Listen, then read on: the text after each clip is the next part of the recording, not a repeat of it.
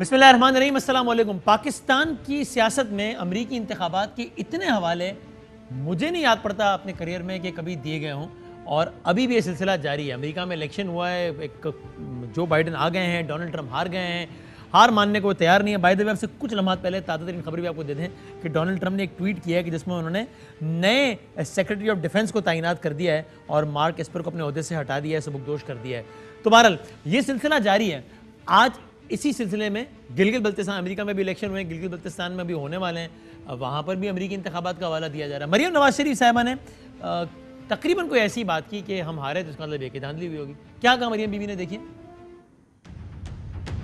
ये जो सिलेक्टेड है ना, पहले ये रिजेक्टेड हुआ और अब ये जा रहा है और अवाम के इलेक्टेड वापस आ रहे हैं। अब अगर आपने मजीद धांधली करने की कोशिश की तो अवाम आपका घेराव करेगी और आपको इंशाअल्लाह ताला नेम भी करेंगे और शेम भी करेंगे। अगर मुस्लिम लीग नून के खिलाफ फैसला आया धांधली से, तो याद रखो ना मुस्लिम लीग नून ये फैसला मानेगी, ना गिलगित बल्तिस्तान के अवाम ये फैसला मानेंगे। कहो भाई, इसी तरह के बयान डोनाल्ड ट्रंप भी दे चुके हैं। इसका खुलासा होता था कि अगर हम हारे तो इसका मतलब है कि धांधली हुई है, या हम मानेंगे उसी सूरत में कि जब हम जीते, या इलेक्शन फेयर हुए, इसका मतलब तो यही हो सकता है कि हम जीते हैं तो ही इलेक्शन फेयर है, वरना इलेक्शन फेयर नहीं है। ऐसी उनके बयानात में से एक बयान का अक्स देखिए और मरियम बीबी के भी आज के बयान को ज़हन में रखिए। देखिए, I would like to promise and pledge to all of my voters and supporters and to all of the people of the United States that I will totally accept the results of this great and historic presidential election if I win. आज जनाब फिरदौस आशिक अवान साहबा ने भी opposition को इसका ताना दिया है, क्योंकि अपोजिशन कहती है हमारे साथ धांधली हुई। फिरदौस साहबा कहती हैं भाई इलेक्शन हारने पे ट्रंप, वो तो अमेरिका का सदर है ना, ट्रंप का चूरन नहीं बिका, आपका कैसे बिकेगा? क्या क्या फिरदौस साहबा ने, देखें। नादानों को ये समझ नहीं आ रही, दुनिया की सुपर पावर में ट्रंप ने हारने के बाद जो वावेला मचाया, उसका चूरन नहीं बिक सका, तो मरियम और बिलावल आपका चूरन कैसे बिकेगा? चूरन बेचने का सिलसिला जारी है, और इसी चीज को डोनाल्ड ट्रंप की शख्सियत को अपोजिशन भी इस्तेमाल कर रही है। डोनाल्ड ट्रंप अपने बयानात की वजह से भी जाने जाते हैं। अली अमीन गंडापुर साहब के बयानात ने भी आजकल हलचल मचाई हुई है। तो मरियम बीबी आज बोली कि जो बदजबान अमेरिका में बैठा था उसको अवाम ने निकाल दिया, यहाँ वाले बदजबान को भी निकाल देगी अवाम। क्या कहा उन्होंने, देखे ना। दुनिया भर में तब्दीली की हवा चल पड़ी है। बदजुबानों को लोगों ने अमेरिका से भी उठा के बाहर फेंक दिया और पाकिस्तान से भी उठा के बाहर फेंकेंगे। यहाँ तक कि हमारे हरदिल अजीज सिंध के जनाब नासिर शाह साहब ने भी एक ऐसी बात की कि बदतमीजी करने वाले तो हर जगह रिजेक्ट हो रहे हैं। क्या कहा उन्होंने, जरा देखिए। बदतमीजों की सियासत खत्म हो रही है। ट्रंप का आपने हाल देख लिया, और उसके बाद यहाँ भी जो बदतमीज हैं उनके साथ कुछ होगा। अब जरा आप लगे हाथों उस बदतमीजी का एक ताज़ा तरीन और अमली मुजाहरा भी देख लीजिए, और ये करने वाले कोई और नहीं, वफाकी वजीर हैं। क्या बोले बिलावल भुट्टो साहब के हवाले से, देखें जरा। बिलावल जरदारी कहता है आपको बहादुर आदमी चाहिए, मैं हूँ वो बहादुर आदमी, और तू पहले आदमी तो बन, बहादुर तो बाद में बनेगा। जरदारी सुन ले, अल्लाह की ये सजा है कि तुझे ये बिलावल मिला है कि मिली है, पता नहीं क्या है। ये पता नहीं हमें वफाकी वजीर मिले हैं या पता नहीं क्या मिले हैं, ये कि ये वफाकी वजीर के बयान थे एंड ही वो सीरियस। मरियम नवाज शरीफ साहबा के हवाले से उन्होंने बयान इरशाद फरमाया। क्या कहा, जरा देखिए। मरियम कैंपेन पे आई हुई है, खूबसूरत तो है, मैं सच बोलूंगा, करोड़ों रुपए की सर्जरियां कराई हैं इसने अपने आप को ठीक करने की। ये खूबसूरती भी आपके पैसों की है, ये आपका माल है। अगर मैं आप में से किसी को भी उठा लूं, जितना पैसा इसने आपके टैक्स का लगाया है ऑन रिकॉर्ड, उसका इतना भी लगा लूं, तो आप सारे ब्रैड पिट और टॉम क्रूज बन जाओगे। ये लहजा है भाई वफाकी वजीर का। जनाब फिरदौस आशिक अवान साहबा, उनकी तैनाती भी आप जानती हैं हाल ही में, उनसे पूछा गया अली अमीन गंडापुर साहब के बयान के हवाले से। तो मैं भी, हमारे आती मेहमान भी है, उनसे पूछूंगा वो तरदीद कर रही थी या समझ सका मैं कि उनका क्या। उन्होंने ये कहा, ये सुन लीजिए क्या कहा फिरदौस अवान साहब।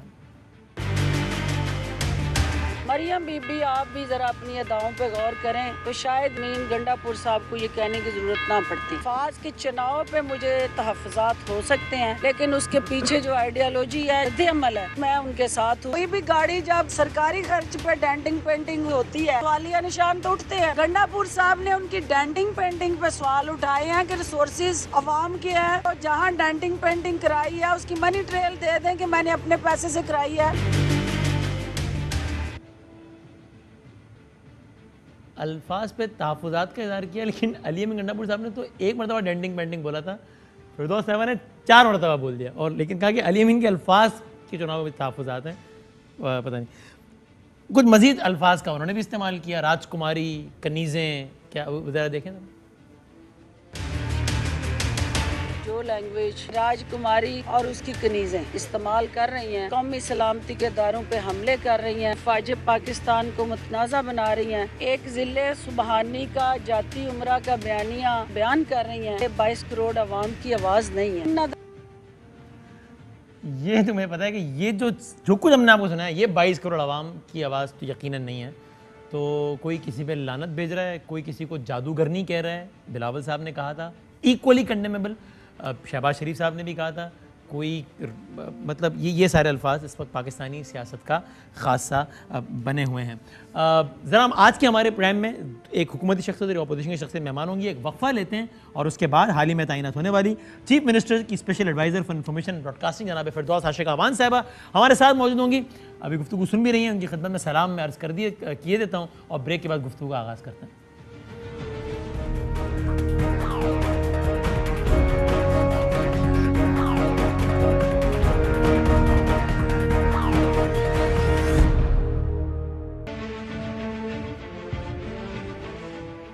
खुश आमदेद फिरदौस आशिक़ अवान साहब जो कि चीफ मिनिस्टर पंजाब की स्पेशल एडवाइज़र है for information and broadcasting, of course Pakistan Tehreek Insaf ताल्लुक़ हमारे साथ मौजूद हैं। अस्सलाम वालेकुम। वालेकुम अस्सलाम। बहुत नवाजिश, वक्त देने का बहुत शुक्रिया और मुबारकबाद। आप इस ओहदे पर आप फाइज हुई हैं, आप बहुत मुबारक हो आपको। बहुत शुक्रिया आपका, और आपकी सरपरस्ती और शरारतबाजी जारी रहनी चाहिए। ये जारी रहेगी इंशाल्लाह, ठीक है। लेकिन ये आपको वो अंदाज़ा पता चल गया कि वो पिछले ओहदे से क्यों निकाला? आपको भी पता क्यों निकाला और मुझे भी पता क्यों निकाला। लोगों को शायद नहीं पता हो ना, तो आपको अंदाज़ा हो गया कि क्योंकि आप जब ये सारा कुछ हुआ उसके बाद एक काम बड़ा जी आपको पता है कि जो सच है वो हमेशा प्रिवेल करता है और हक को कोई शिकस्त नहीं दे सकता, और झूठ जो है उसके कोई पाँव नहीं होते, और झूठ वक्ती तौर पे गालिब आता है, लेकिन फतह हमेशा सच की होती है। तो आपको फिरदौस साहब खुद वज़ीर आज़म साहब ने बराह रास्त रब्ता किया इस नए ओहदे की तकर्री के हवाले से? ये डिस्कशन चल रही थी पिछले 2 माह से, और मुख्तलिफ पार्टी लीडरशिप लेवल पे पैगाम रसानी और मोबाइल कम्युनिकेशन चल रही थी। अच्छा। फिर अल्टीमेटली ज़ाहिर है उन्हीं की हदायत पे मैंने ये कॉन्सेंट दी थी, और इसकी मैं उन्हीं के कहने पे थी। और इसकी वजह क्या बनी? यानी यहाँ पर एक तज्जिया ये हो रहा है कि साहब चूँकि अब मरियम बीबी और ये नून लीग में अज़मा बुखारी साहबा ये सब आगे हैं, तो अब वो ख़वातीन वाला मामला चलेगा। अब किसी मर्द ने सामने जवाब दिया तो फिर वो दूसरा एंगल में ना चला जाए, इसलिए फिरदौस साहबा को उतारा जाए मैदान में, ताकि फिर वो फैक्टर भी ना आए कि जनाब ये देखें ख़वातीन के ख़िलाफ़ गलत ज़बान इस्तेमाल कर रहे हैं ये मर्द। ऐसा कुछ भी है क्या इसमें?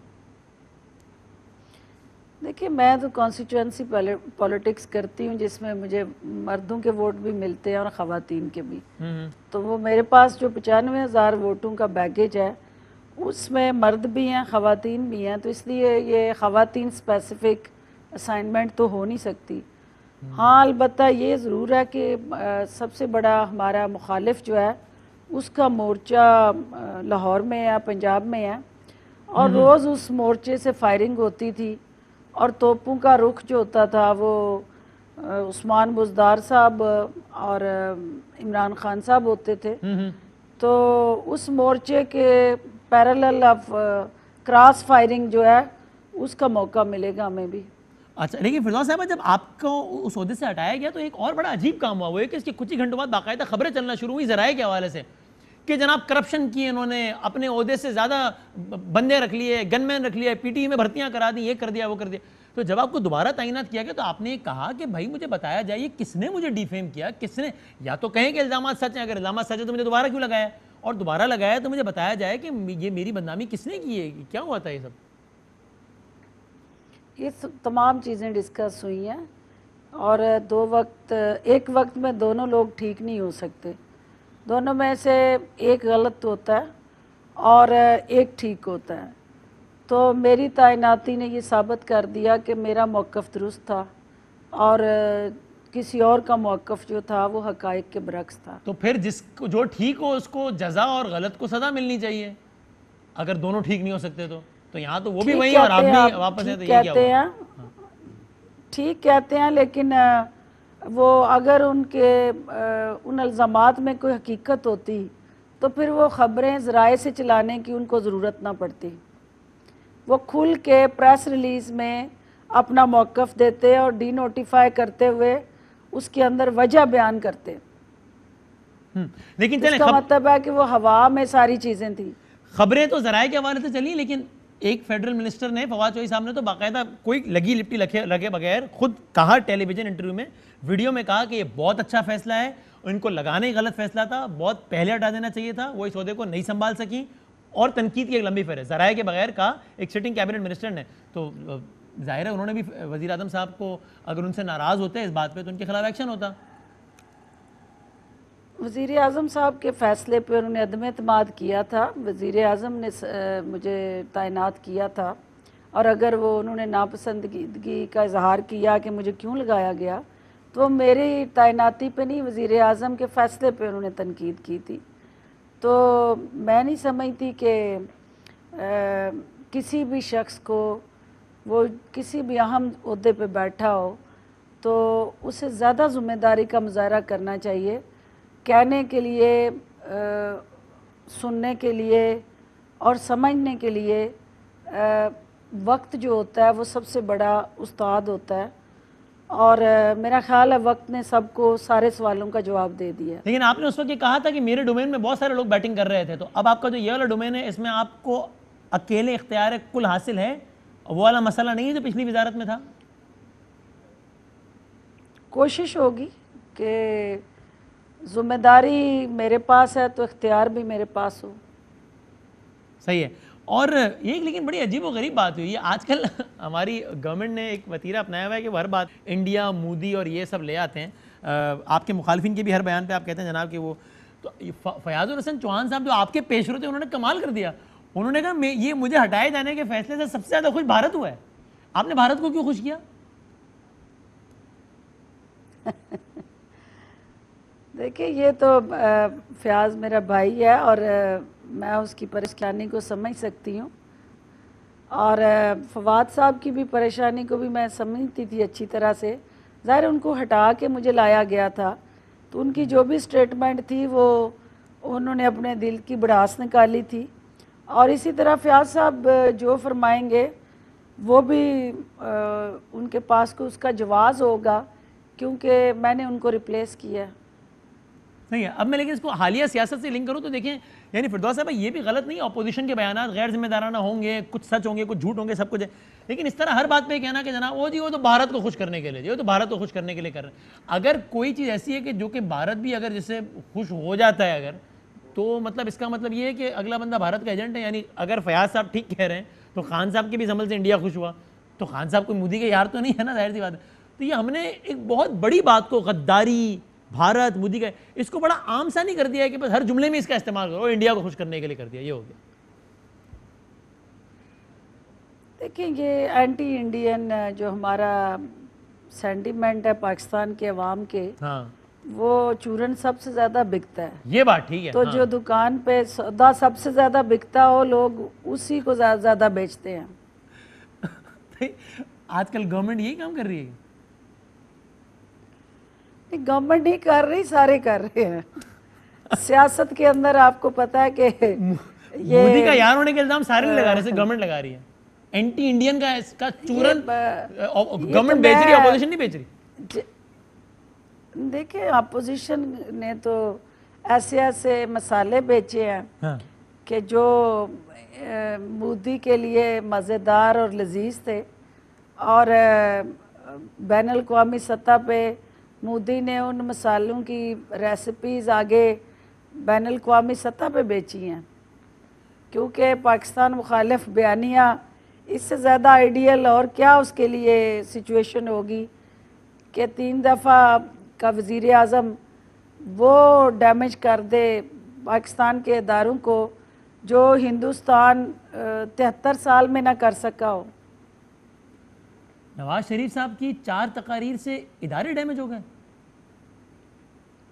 मुतनाज़ा बनाए गए ना, तो जो जब इदारे को आप मुतनाज़ा बनाते हैं, उनकी साख को मजरूह करते हैं, तो कौमी सलामती पे हमलावर होते हैं, तो आपका जो मुखालिफ है ज़ाहिर है उसके बयानिए को तक़वियत मिलती है। नहीं फिरदौस साहब, ऑन अ सीरियस नोट, आपको ये नहीं लगता कि ज़ाहिर है आई एम श्योर कि हर सियासतदान की ये अप्रोच होनी चाहिए और आई एम श्योर आपकी भी होगी कि हम वक्ती सियासी फ़ायदों के लिए कौमी सतह पर बड़े नुकसानात ना कर दें। ये आपने बिल्कुल ठीक कहा है कि एंटी इंडियन नैरेटिव ये चूरन ज़बरदस्त बिकता है। अनफॉर्चुनेटली मज़हब के हवाले से भी किसी को कोई लेबल लगा देना ये भी बड़ा पॉपुलर है, लेकिन अगर ये रीत आम हो जाए कि मैं अपने मुखालिफ को ज़ेर करने के लिए कभी उसको गद्दार कह दूँ, कभी उसको गुस्ताख कह दूँ, मुझे उसका आर्जी फ़ायदा तो हो जाएगा, सोसाइटी पर इसके असरात बहुत ख़तरनाक नहीं होंगे। अभी आपने देखा है यानी मैं गद्दारी के हवाले से नहीं, गुस्ताखी के हवाले से कह रहा हूँ, वो एक बिग बैंक मैनेजर को मार दिया एक गार्ड ने, वो जो भी मसला होने का गुस्ताखी की थी भाई। उस मकतूल का फेसबुक प्रोफाइल जाकर देखें तो वो सरकार दो आलम सल्लल्लाहु अलैहि वसल्लम के इरशादात से भरा हुआ है। उसने फ्रांस के खिलाफ गुस्ताखाना खाकों के हवाले से डीपी लगाई हुई है, उसने कहा जी गुस्ताखी थी, मार दिया, और सबने उसके बाद यकीन भी कर लिया। ये गद्दारी गुस्ताखी के कार्ड्स बड़े खतरनाक नहीं है फिरदौस साहबा? अच्छा बिकता है चूरन लेकिन डेंजरस नहीं है। देखिए ये मुहज़्ज़म माशरों में इस तरह की चीज़ों को डिस्करेज किया जाता है, लेकिन हमारे यहाँ चूँकि बदकिस्मती ये रही है कि हमारे ज़ात मुकद्दम रही है, हमारी काज जो है वो सेकेंडरी रही है। तो जहाँ काज सेकेंडरी और ज़ात प्राइमरी हो, उस माशरे के अंदर इस किस्म के चैलेंजेस आते रहते हैं, लेकिन अल्टीमेटली हमारी जो नेशनल काज है और नेशनल इंटरेस्ट है वही सुप्रीम है, और वही हमारी सियासत का महवर और मरकज़ होना चाहिए। हाँ, जो हुकूमत होती है उसकी जिम्मेदारी हमेशा ज़्यादा होती है, तो हुकूमत को तो इससे और ज़्यादा जिम्मेदारी का मुजाहरा नहीं करना चाहिए। जब आप हर बात पे किसी को कह देंगे ये इंडिया के कहने पे कर रहा है, मोदी के कहने पे कर रहा है, इसको खुश करने के लिए कर रहा है, तो आप लोगों की एक बड़ी फॉलोइंग है, उसको लोग फॉलो करेंगे और फिर ये रीच चल पड़ेगी माशरे में हर किसी को एजेंट कहने की। देखिए इसमें एक है परसेप्शन, एक है रियलिटी। और परसेप्शन ये है कि जो बयानियाँ आप कह रहे हैं कि शायद कोई पॉलिटिकल माइलेज के लिए है, लेकिन रियलिटी ये है कि हमारे हुक्मरानों का, स्पेशली PMLN की लीडरशिप का जो एक गठजोड़ रहा है कारोबारी महाज पे और पगड़ियों के तबादलों तक, और फिर आगे आपके सामने ही है कि जिस तरह से वो तमाम बयानियाँ जो आवाम की जिससे दिल आज़ारी होती है, वो फिर अगर हिंदुस्तान के चैनल्स में आपने सुना कि नवाज शरीफ किस तरह हिंदुस्तान का हीरो बना और किस तरह से पजीराई मिली और किस तरह से पाकिस्तान के इदारों का मजाक उड़ाया गया, तो ये फिर कौमी मफाद में नहीं है। तो अगर लोग ये कहते हैं तो उसके पीछे कुछ ना कुछ परस्पर्दा हकायक होते हैं। नहीं, अब आप लोग ज़ाहिर है गवर्नमेंट में और तमाम तर मालूमात तक रसाई आपकी, तो फिर तो आप लोगों को और इस चीज़ को खोलकर सामने लाना चाहिए। अब तो ज़ाहिर है नवाज शरीफ साहब वज़ीर आज़म नहीं है जो इदारों पर असरअंदाज हो जाएं। जिन वज़ीर मौसूफ ने बिलावल साहब और मरियम साहिबा के हवाले से बहुत सारी बातें की हैं, उनका कुछ अरसे पहले हमारे प्रोग्राम में ये स्टेटमेंट था। एक तो उन्होंने कहा कलभूषण तो भाग गया है, पाकिस्तान से बाहर भगा दिया नवाज शरीफ ने उसको। दूसरा उन्होंने कहा नवाज शरीफ की फैक्ट्री में एक नहीं कई 100 या हज़ारों कलभूषण काम करते हैं और बहुत जल्द उन सबके नाम सामने आएंगे। लाए ना सामने, बताएं हमें कि यार इस फैक्ट्री में इतने भारतीय काम करते थे, इस फैक्ट्री में इतने भारतीय काम करते थे नवाज शरीफ की। आप ठीक कह रहे हैं कि जिनको गद्दार का अगर कोई टाइटल लगाएं तो फिर उसकी गद्दारी को साबित भी करना चाहिए और उसको फिर निशाने इबरत बनाना चाहिए, उस पर कोई कंप्रोमाइज़ नहीं करना चाहिए। करेंगे साबित? आप लोग फिर करेंगे साबित आपने इल्ज़ाम लगाए तो सब शवाहिद के साथ? देखिए, ये तमाम चीज़ें जो है कुछ नेशनल सिक्योरिटी के साथ जुड़े चैलेंजेस होते हैं और उसकी एक अलहदा सी स्ट्रेटजी होती है। उसका सियासत से हट के आपको रियासत के मफाद को देखना होता है। और सियासत को अगर देखें तो हमारा तो दिल चाहता है कि सरेआम सब गद्दारों को फांसी हो, लेकिन रियासत का मफाद ये है कि आपने सबको साथ लेके चलना है और उनकी इस्लाह के लिए कोशिशें जारी रखनी है। अच्छा रही फिरदौस साहब, अब ये इसी हवाले से जो आज की जो सारी सूरत हाल इस पर भी कमेंट कीजिएगा। अली अमीन साहब ने जो कुछ कहा बिलावल साहब के हवाले से भी और मरियम साहबा के हवाले से, और मैं इससे पहले कि आप कहें मैं ये बात कह दूं, पहले भी कह चुका हूं, फिर भी तलाल चौधरी साहब ने ऐसी बात आपके हवाले से की, इंतहाई काबिल मजम्मत है। मेरे अगले मेहमान होंगे, मैं उनसे सवाल करूंगा। राना सनाउल्लाह साहब ने बातें की, इसमें मुझे इतराज़ है, मैं उनके इंटरव्यू में पहले भी उनसे सवाल कर चुका हूं, हम आज भी करेंगे। इंतहाई यानी it goes without saying Bilawal साहब ने जादू करने का लफ्ज़ इस्तेमाल किया, बिल्कुल गलत है। यानी मैं ये इसलिए कह रहा हूँ कि फिर लोग को ये ना कहे कि जनाब उन्होंने भी तो कहा था। लेकिन अब ज़ाहिर है एक प्रोग्राम में बात हो रही है तो आज की बात होगी ना, मैं 70 साल तारीख को तो नहीं दोहरा सकता, मैंने हवाले दे दी और मजम्मत भी कर दी। आप गवर्नमेंट हैं, आप लोग को तो ज़्यादा बड़े दिल का मुजाहरा करना चाहिए। अगर वो इस तरह के अल्फाज इस्तेमाल कर गए एक वजीर साहब, तो उनकी कंडेमनेशन के बजाय अगर ये कहा जाए कि भाई राजकुमारी साहिबा आप भी अपने अदाओं पे गौर करें, तो ये तो आप उनकी करप्शन पे बात करें, सब कुछ करें, लेकिन ये अल्फाज के मुनासिब है जो इस्तेमाल होते रहें। वसीम देखें, आप सिर्फ मरियम बीबी की एकदम से अपनी पूरी पार्टी को सुपरसीड करके तमाम मेन लीडिंग रोल में आना, जी ये मरूसी सियासत का ही कमाल है। कौन सी स्ट्रगल, जदोजहद, पॉलिटिकल वर्कर की हैसियत से उनकी कंट्रीब्यूशन, उनका एक ट्रेनिंग का कोई प्रोसेस, ये नवाज शरीफ की बेटी होना ही अगर इतना बड़ा एजाज़ और कमाल है, तो वो फिर आपको पता है कि ये तो शहनशाहियत में होता है। तो बिल्कुल सही कह रही हैं आप मौरूसियत पे करें, जिले सुबानी हो और फिर आपकी बेटी आगे से जो है वो राजकुमारी होती है। अच्छा, ये जमहूरियत में तो नहीं होता। मैं आपकी बात से बिल्कुल एग्री करता हूं, मेरा ख्याल है दूसरे अंदाज से भी कह रही है। हाँ, लेकिन अगर जलसे में कहा जाए कि खूबसूरत तो है और फिर लोग ठट्टे मारे तो ये कोई अच्छी बात है? It is right thing to do. देखिए, ये आप जो पॉलिटिकल प्रोसेस है, मुझे बताएं कि आपका जितना भी डेमोक्रेटिक स्ट्रक्चर और कल्चर है जी पाकिस्तान के अंदर, जो आज जमहूरियत के लिए तड़प रहे हैं और उनके पेट में बहुत दर्द है कि वोट को इज़्ज़त दो, तो मुझे ये बताएं कि रवैये जिनके आमराना हैं और शहनशाह आलम की तरह जिन्होंने ज़िंदगियां गुजारी हैं और जाती उमरा जैसे महलों में रहने वाले जो हैं, उन लोगों को आप कहते हैं कि वो एक आम पाकिस्तानी है या उनका एक आम रहन सहन है, जिनका अमल जो है शहनशाहों वाला हो, जिनका कंडक्ट राजकुमारियों जैसा हो और जिनके पीछे हाथ बांध के वो ख़वातीन रिज़र्व सीटों वाली नजर करम के लिए खड़ी हूँ, तो उनको फिर कनीज़ी कहा जाता है और क्या कहा जाता है? चले, मेरे ख्याल में तो यही बात बेहतर अंदाज से भी हो सकती है। लेकिन मेरा आखिरी सवाल, मैं कह रहा हूँ उनकी ज़ात पे, डेंटिंग पेंटिंग पे, इस पर कमेंट करना बहुत, चूँकि अगेन ये सारी बातें फिर फॉलो होती है ना, और मैं बार बार कह रहा हूँ कि ये बातें पहले आपके मुखालफिन की तरफ से भी की गई हैं जो कि ऑफ कोर्स गलत है, इसमें तो कोई दो राय ही नहीं है। तो आप लोग उसको रोकना चाहिए ना, इसको बजाय इसकी कि इसको बढ़ावा दें। वसीम, बात ये है कि मरियम बीबी ने जिस तरह का बयानिया अख्तियार किया हुआ है, वो आप हर अमल का एक रद्द अमल है ना, तो अमल करने के बाद आप उस रद्द अमल से अवॉइड नहीं कर सकते।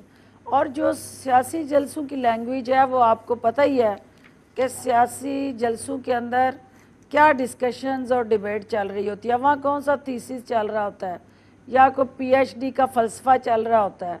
हर एक शख्स जो है वो अपनी अपनी उस वक्त के हालात वाक़यात के मुताबिक तकरीरें कर रहा होता है।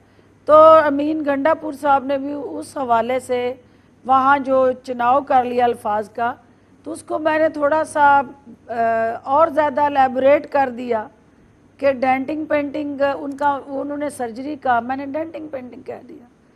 इशू ये एक ही है कि भी कौम के पैसे का ज़िया नहीं होना चाहिए, वो डेंटिंग पेंटिंग में हो या सर्जरी में हो।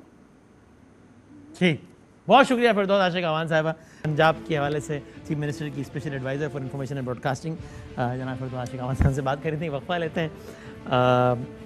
PML नून पंजाब के सदर हैं जनाब राना सनाउल्लाह साहब। मुस्लिम लीग नून के हवाले से बहुत सारे सवाल हैं। एक तो यही कि ये बयानबाजी को ज़रा हल्का करना चाहिए, तनकीद सियासी मुखालिफिन टिका के करें, लेकिन ज़ातियात नहीं आना चाहिए। और दूसरी और भी बहुत सारे मामला हैं। नून लीग के अपने लोग क्या उनको छोड़ के जा रहे हैं। राना सनाउल्लाह साहब की खुद कल की पेशी है, नून लीग कैसे कह रही है कि जनवरी तक हुकूमत गिरा देंगे। बहुत सारी चीज़ें, मासूमाना सवाल राना सनाउल्लाह साहब के साथ ब्रेक के बाद करते हैं।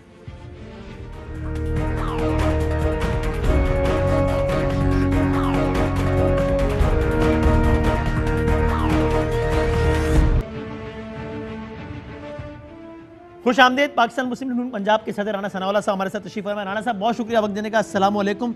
बगैर किसी तमहीद के अगर आप इजाज़त दें तो मैं पहला मासूमाना सवाल आपसे पूछूं, वो ये, बिलावल फरमाते हैं मियाँ साहब के मुंह से अस्करी क़यादत का नाम सुन के धचका लगा। क्या राना सनाउल्लाह साहब को बिलावल साहब के मुंह से यह बयान सुन के धचका लगा? बिल्कुल नहीं। आप एक्सपेक्ट कर रहे थे? ये है कि नहीं, बिलावल साहब ने जो बात की है, एक तो बिलावल साहब का बुनियादी इशू ये भी है कि जब वो उर्दू में गुफ्तगू करते हैं तो उन्हें अपने अल्फाज के ऊपर जो है वो पूरा अबूर हासिल नहीं होता। लेकिन बिलावल साहब अगर ये कहते हाँ। कि जी ये हुकूमत सिलेक्टेड नहीं है, ये हुकूमत इलेक्टेड है, इसको बाकायदा अवाम का मैंडेट हासिल है, इसको अपना जो है वो मैंडेट इसको मिला है अवाम का, इसको अपना टेन्योर पूरा करना चाहिए, फिर हमें यकीनन धचका लगता। अगर मिसाल के तौर पे वो कहते हैं कि ये सिलेक्टेड वज़ीर आज़म है, हाँ। और सिलेक्टर तो है ना, हाँ। तो चलो अगर वो सिलेक्टर का नाम नहीं लेना चाहते और मियाँ नवाज शरीफ ने सिलेक्टर का नाम ले लिया है तो इससे क्या फ़र्क पड़ता है? ये कोई इतना बुनियादी फर्क नहीं है। राणा साहब क्या इससे ये फर्क नहीं पड़ता कि पीपल्स पार्टी तो ना लें? ठीक है, इससे क्या फर्क ये नहीं पड़ता कि पीपल्स पार्टी आपको मैसेज दे रही है कि भाई मौक़िफ़ दोनों का एक है, लेकिन लड़ाई हम इस हद से ज़्यादा आगे लेके नहीं जाएंगे, इससे आगे आपने लेके जानी है तो अपनी जिम्मेदारी पे लेके जाएं, फिर उस लड़ाई को आगे लेके जाने के जो असरात भी होंगे वो आप तक ही महदूद होंगे, पीपल्स पार्टी तक नहीं आएंगे। नहीं, ये वैसे ही जो है ना, ये यानी बारीकी बराए बारीकी ढूंढने वाली बात है। अच्छा, मामला ये है कि जब मैं सिलेक्टर कहता हूँ, हाँ, सारी दुनिया को पता है मैं किसे कह रहा हूँ। जब मैं खलाई मखलूक कहता हूँ, सबको पता मैं किसे कह रहा हूँ। जब महकमा ज़राअत कहते हैं, सबको पता किसको कह रहा हूँ। ये चीज़ें जो है वो अब ख़त्म हो चुकी हैं। बाकी ठीक है, वो मौलाना फजलुर रहमान ने जो एक कहावत सुनाई थी कि अस्सलाम अलैका या निके के अब्बा, तो उसने अपने खामद का नाम रहमतुल्लाह नहीं लेना था। तो ये अब चीज़ें ये तो मजाक बनी हुई हैं। अब हर गली महल्ले में जब डिस्कस होता है, वो जो एक कार्टून शाया हुआ था जिसमें एक साहब जो है वो ड्राइविंग सीट पे हैं और एक बंदर जो है वो स्टीयरिंग पे बैठा है, तो किसी को मुगालता लगा था ये देख के कि ये पहचानने में कि बंदर कौन है और जो साहब ड्राइविंग सीट पे बैठे हैं वो कौन है। यानी ये तो अब ऐसे ही दिल को समझाने वाली बातें हैं। आपको इसमें कोई शक नहीं है राना सनाउल्लाह साहब कि पीपल्स पार्टी जिद्दोजहद में आखिर तक आपके साथ खड़ी होगी? अगर उनको ये एश्योरेंस हो जाए कि सिंध की हुकूमत के मामला ठीक रहेंगे, जरदारी साहब के मामला ज़्यादा ख़राब नहीं होंगे, तो आपका साथ नहीं छोड़ देंगे? आपको ये खदशा नहीं है? नहीं, उनकी मजबूरी है, हमारी अपनी मजबूरी है, और हमारी मजबूरी की अपनी वजूहात हैं। उनकी अपनी मजबूरी से मुराद सियासी मजबूरी। देखिए ना, सियासत हर आदमी ने करनी, पीपल्स पार्टी ने आकर सियासत तो करनी है ना। पीपल्स पार्टी ने अगर सिंध में सियासत करनी है, हाँ, तो उसे पीटीआई के ख़िलाफ़ खड़ा होना होगा। वो पीटीआई के साथ कंप्रोमाइज़ नहीं कर सकती, वो पीटीआई की अलाई नहीं बन सकती। और अगर वो अलाई, अब वो तो खैर बन नहीं सकती, और बनेगी भी तो कैसे? पीपल्स पार्टी के सारे मुखालफिन तो पीटीआई के साथ बैठे हैं, पीटीआई के साथ खड़े हैं। तो इसलिए पीपल्स पार्टी जो है उसे पॉलिटिकली जो है इस इत्तेहाद में रहना है, और इस इत्तेहाद में ही उसे अपनी सियासी जदोजहद करनी है। और that is the position with PMLN। तो राणा साहब, आपको वाकई लगता है कि सिर्फ अल्फाज में फर्क है और बारीकी में तारीकी, आपको ये नहीं लगता कि रवैयों में फर्क है, अप्रोच में फर्क है? वो ऐसे है कि मसलन कैप्टन सफदर साहब का वाकया हुआ, उसमें बिलावल साहब ने भी जो बात की वो सबको पता है, मैं उसको तकरार में नहीं करता ताकि वक्त बच जाए, लेकिन फिर ये भी तो एक फैक्ट है ना कि वो जब कहा गया कि जनाब इतने दिन में ये रिपोर्ट आ जाएगी, रिपोर्ट तो नहीं आई सामने, उस रिपोर्ट के सामने ना आने पर आपने कहा, आपकी पार्टी के लोगों ने कहा, पीपल्स पार्टी ने तो आवाज बुलंद नहीं की ना, कुछ बयान भी नहीं दिया ना, खामोशी है ना। तो ये अल्फाज का फर्क है, रवैयों का फर्क है आपके और पीपल्स पार्टी के दरमियान? नहीं, देखें हर इंसान की अपनी नेचर, अपना रवैया होता है, हर किसी की ज़ुबान भी जो है वो अपनी होती है। कोई ज़रूरी नहीं है कि एक ही बयानिए, एक ही मुद्दे पे जो है वो 7 या 6 लीडर जो है वो तकारीर करें और सबके अल्फाज एक ही हों, सभी जो है वो एक ही बात करें। हर आदमी ने अपनी बात को अपने अंदाज में जो है कंप्लीट करना होता है। तो इसलिए बिलावल भुट्टो जो है वो अपने अंदाज में जो है वो बात करते हैं। और मैं समझता हूँ कि जो कराची का वाक़या हुआ जी, उसमें जिस अंदाज से उन्होंने बात की जी, उसके बाद उनके ऊपर ये इल्ज़ाम लगाना कि जी वो कोई कंप्रोमाइजिंग लैंग्वेज इस्तेमाल कर रहे हैं, वो कोई इस तरह से कर रहे हैं, मेरा ख्याल है कि ज़्यादती होगी। उन्होंने तो उस पर वो बहुत बिल्कुल क्लियर आए वो, और सीधी बात की उन्होंने, और अभी तक बात का सीधापन बरकरार है उनका। हर वक्त पीपल्स पार्टी पे कोई डाउट नहीं है, ऐसे ही है ना? तो आप उनकी तकारीर सुने जो वो मैं सुन रहा हूं और मैं वाज़ेह तौर पर देख रहा हूं कि वो इतना सख्त हद तक नहीं जाते शख्सियात और इवन इदारों के हवाले से जहां तक आप लोग चले जाते हैं, और इसके असरात होंगे, मेरा ख्याल है मुख्तलिफ असरात होंगे। आप क्या ख्याल है कि नहीं आप मुझे इदारों को गालियां निकालनी शुरू कर दें? बिल्कुल भी नहीं, मैं तो वो कह रहा हूँ आप लोग गालियों तक तो नहीं, लेकिन नाम लेने तक जा रहे हैं, वो तो वहां तक भी नहीं जा रहे हैं, गालियां तो छोड़ दें। नहीं तो हमने किसी अदारे को हमने, अगर आप असानों की बात करते हैं तो मियां नवाज शरीफ ने जो है वो अपनी तकरीर में 2 दफ़ा पूरा हाथ उठा के जो है वो सलाम पेश किया है। अपना वहाँ पे गालबन कराची के जलसे में मरियम नवाज साहबा ने दोनों हाथ उठा के सलाम किया है। कोई अदारों से किसी का कोई झगड़ा नहीं है, कोई अदारों से किसी की जंग नहीं है। फ़ौज हमारी है और फ़ौज के जो जवान ऑफिसर सरबकफ हैं इस मुल्क की हिफाजत के लिए, जिन्होंने अपनी जानों के नजराने दे के इस मुल्क की हिफाजत की है। फ़ौज तो वो है, वो नासर जावेद 23 साल का बच्चा जो एक शहीद का बेटा था, बेवा माँ का वाहद सहारा था, और उसने अपनी जान कुर्बान की इस मुल्क के लिए, इस कौम के लिए। फ़ौज तो वो है, फ़ौज तो कोई कैसे बुरा कह सकता है? हाँ ठीक है, मुख्तलिफ राणा साहब देखिए, इसकी इंटरप्रिटेशन सिर्फ आपके सियासी मुखालिफ नहीं, बल्कि खुद DGISPR ने भी जब अयाज सादिक साहब के बयान के बाद जब एक प्रेस ब्रीफिंग की थी तो उसमें भी उसकी इंटरप्रिटेशन वो ये लेते हैं कि ये तो आप सीधा एक तफरीक करने की कोशिश कर रहे हैं, नीचे वाले अफसर को सलूट, ऊपर वाले को जिम्मेदार करार दे रहे हैं। आप ये दे रहे हैं कि जनाब ये अलग अलग है। नहीं, आप सुने, मरियम नवाज की उसने जनरल से लेके जो है वो सोल्जर तक नाम लिया और सलाम पेश किया है। हाँ, हम जनरल मुशर्रफ या जनरल मुशर्रफ जैसा किरदार, हम उसके ऊपर नाकद हैं, वो नाकद होना चाहिए। आप मुझे बताएं कि क्या हल्फ की पासदारी नहीं होनी चाहिए? आप मुझे बताएं क्या आइन की पासदारी नहीं होनी चाहिए? आप मुझे बताएं कानून की पासदारी नहीं होनी चाहिए? कौन कहता है ये कि नहीं होनी चाहिए? जो कहता है वो आए सामने। बिल्कुल सही बात है, लेकिन आपको अब अगेन में जहां से बात शुरू हुई थी, बिल्कुल सही बात है, ये उसूल तौर पर बिल्कुल सही बात है। मियां नवाज शरीफ का मौक़िफ़ तो बड़ा सिंपल है, बड़ा सिंपल है। वो कहता है कि अवाम के फैसले को तस्लीम करो। वो कहता है कि आज हम जिन हालात में पहुँचे हैं, जो सियासी अदम इस्तेहकाम इस मुल्क की इकानमी को ले डूबा है, इस मुल्क के लॉ एंड ऑर्डर को ले डूबा है, इस मुल्क की खारजा पॉलिसी को ले डूबा है, जो कश्मीर हड़प करा बैठा है, उसकी वजह सिर्फ ये है कि हमने अवाम के फैसले को तस्लीम नहीं किया, वोट को इज्जत नहीं दी। वो कहता दो, दैट्स ऑल। अब ठीक है, कोई झगड़ा ही नहीं है। अच्छा, अब राणा साहब बताइए, अब इस मंजिल को आप एक्चुअली अचीव किस तरह करेंगे, समझा दें। ये कहना तो आसान है ना, जनवरी से पहले हुकूमत फारिग हो जाएगी। हाउ एग्जैक्टली ये बताएं ना, ये बयानी आप देते रहेंगे, जलसे करते रहेंगे, फिर क्या होगा, कैसे होगा? नहीं देखें ये मुल्क जो है ना, जी, ये कोई PMLN वालों का नहीं है सिर्फ।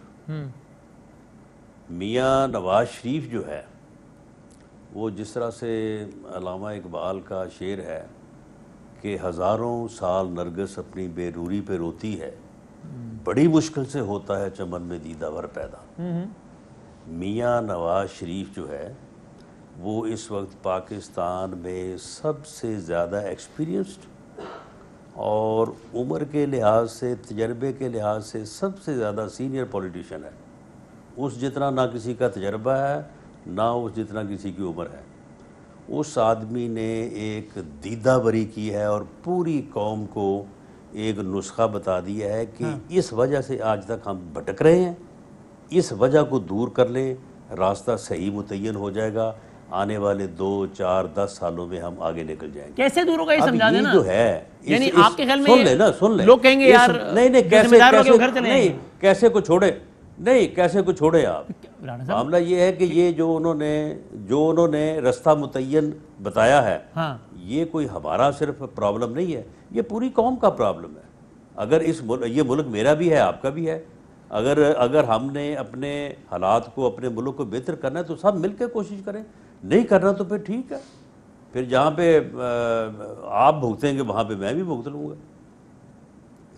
तो राणा साहब, अगर आप कह रहे हैं कि कैसे को छोड़ें तो मैं सवाल के तक तो छोड़ दूंगा, लेकिन सवाल तो अपनी जगह पड़ा रहेगा कि ये टारगेट अचीव कैसे होगा जो आपका है। ये टारगेट पूरी कौम अचीव करेगी।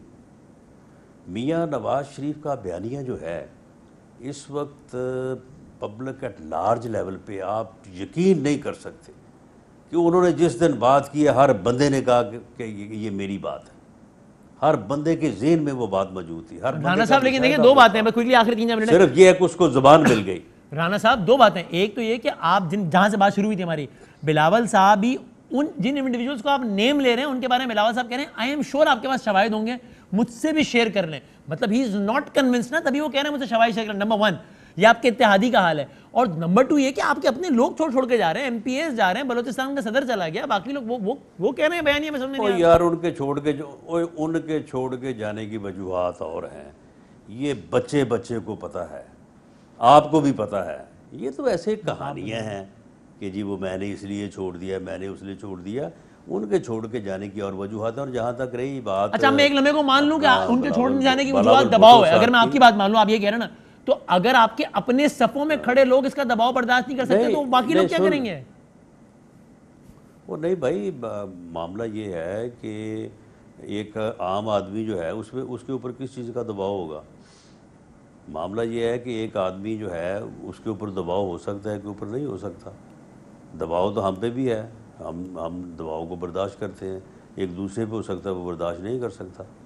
मामला ये है कि ये इसके अलावा अब देखें, अब ये जो बलूचिस्तान वाले हैं, आप मुझे ये बताएं कि वो जो सनाउल्लाह ज़ेहरी है उस जैसा को घटिया 2 नंबर आदमी हो सकता है? बड़े सख्त अल्फाज हैं। अब जब वो नहीं वो इससे भी घटिया इंसान है। राणा साहब, हम सारी बात ये कर रहे हैं ना कि अल्फाज के चुनाव में सुन ले यार, अब ओ यार घटिया को घटिया ना कहूं तो और उसको क्या कहूं मैं, उसको और क्या लफ्ज़ है इसका? बस तो फिर आपकी ऑपोजिशन भी ये कहती है कि मैं चोर को चोर ना कहूं तो क्या डाकू, सुन लेना वो आपको इसलिए चोर डाकू कहते हैं। तो ठीक है फिर, तो फिर ठीक है, मुल्क ऐसे ही चलना है फिर, चलो फिर ठीक है, कहें वो तो हम भी नहीं तो फिर हम भी कहेंगे।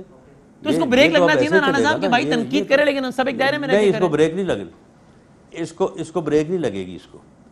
तो मेरा आखिरी सवाल मेरा आपसे यही है कि जो गंडापुर साहब ने जो बयानात दिए ना गुजर चुका है, जिसकी हमने मजम्मत की, सुन लेना, आपको नहीं लगता है कि आप लोगों की तरफ से वैसे बयानात नहीं आना चाहिए, इनकी तरफ से भी नहीं आना चाहिए? गुंडे की बात पहले कर लेंगे ना, पहले वो ज़ेहरी की बात कर लेंगे।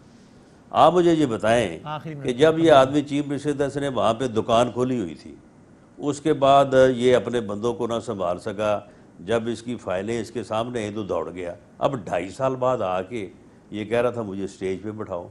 वहाँ पे अख्तर मैंगल साहब इसके मुकाबले में इंतहाई मुअज़्ज़ज़, मोहतरम और एक पॉलिटिकल फिगर है।